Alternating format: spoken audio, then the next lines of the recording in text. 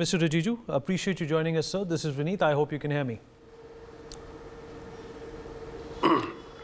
Yeah, thank you very much. First of all, sir, all I want to ask you, sir, I want to start off by asking you, sir, I want to start off by asking you that do you think this is a populist budget or a realist budget? No, see, if you want to describe about today's budget, it is a practical and futuristic budget.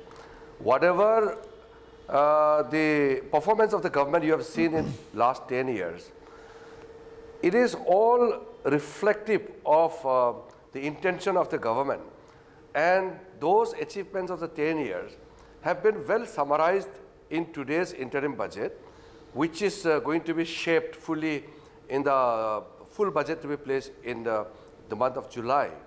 So if you see the sector-wise, every sector is adequately given a proper shape, budgetary support, and all required provisions.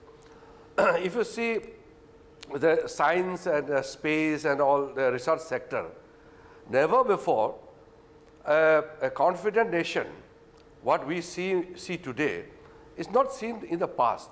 So when a country is emerging as a great power, you have to take care of certain things which are not populist. So science, research, these are not a populist part of the budget. This doesn't fetch votes, but these are the foundation on which the country will catapult to the next stage of a great power. And then if you see the other important sectors like agriculture, if you see the infrastructure, if you see all those neglected regions of our country, from Northeast India, Jammu and Kashmir, how they are connected with the Udan scheme, railways, roadways. So if you see in totality, this interim budget is a solid foundation to make India a $5 trillion economy in next 2 to 3 years' time, thereby fulfilling our ultimate dreams to make India a fully developed nation by 2047. So this next 25 years, which is the Amrit Kal, is very well taken into account if you see the total essence of the budget today. If you must have seen the complete budget, so I can't pinpoint one or two because it is such a comprehensive presentation of budget. So I'm just giving you the essence of the budget. Right. Dr. Rijiju, a number of reactions came in that the tax slabs have been untouched. More could have been done for the MSMEs. Do you think that perhaps the government is going to weigh in on all of this? Because like you just said very rightly, that the complete and the full budget will be presented in July. So if you see, for example, if you talk about the middle class who are more concerned about the taxes, now I know in last 4 or 5 years, everybody's income has risen many folds, but there is no extra burden on the middle class. What can be a bigger relief than that? I have spoken to some of the people, they're very excited.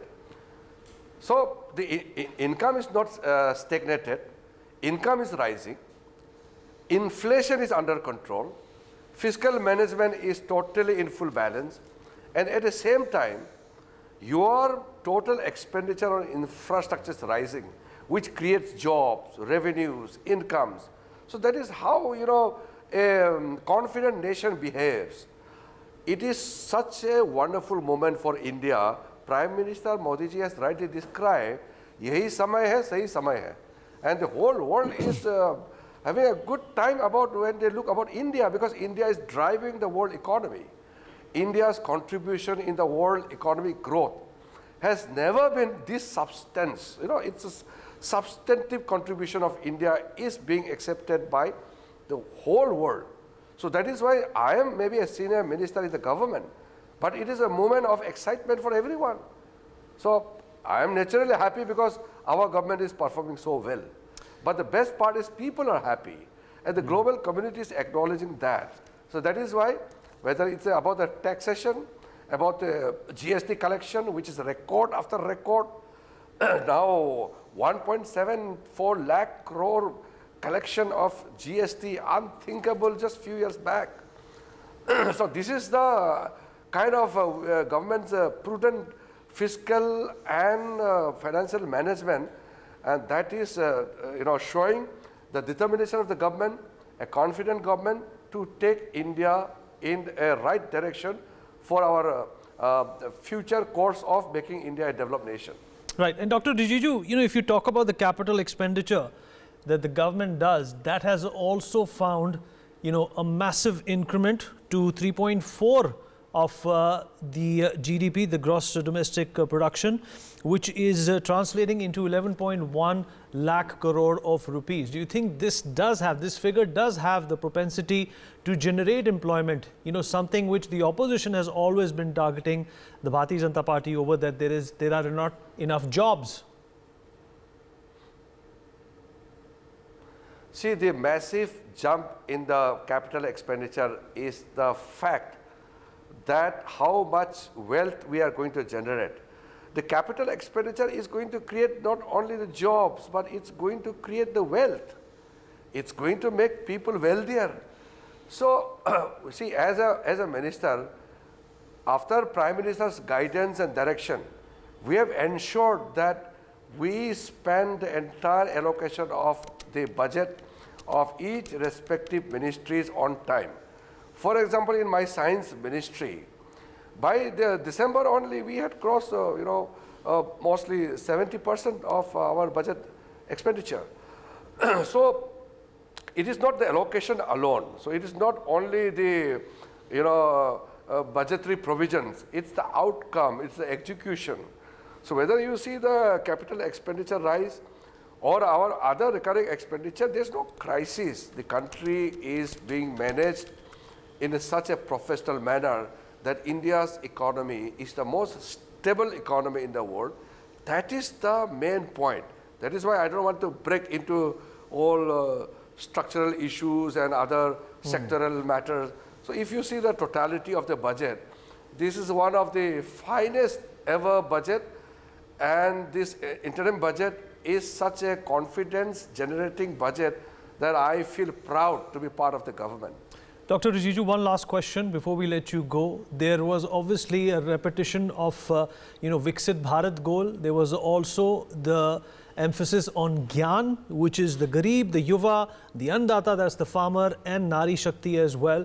Do you think that this also, transcends the kind of caste system that we have been focusing on and focuses on something which only spells GDP, growth, development and performance, like the finance minister said? Exactly. So the GDP definition which finance minister said was very appropriate. That is the philosophy of Prime Minister Modi ji's functioning of the government. So as you also had mentioned, we are not breaking things into compartment. The entire approach is comprehensive. So the foundation is under 4 pillars, like poor, the farmers, and the women, and the youth. So these 4 foundation, which Prime Minister said are the pillars of Viksit Bharat, they are happy.